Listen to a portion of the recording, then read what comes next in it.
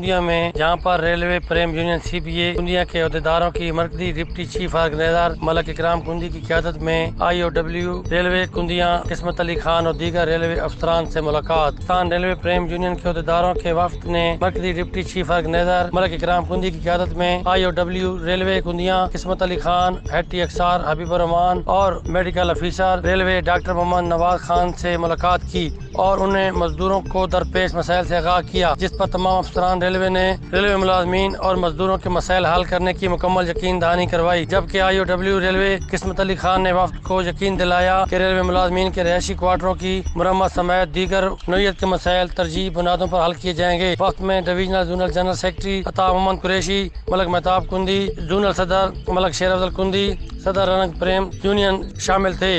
वफ्द ने मजदूरों के मसाइल की यकीन दहानी कराने पर तमाम अफसरान रेलवे का शुक्रिया अदा किया।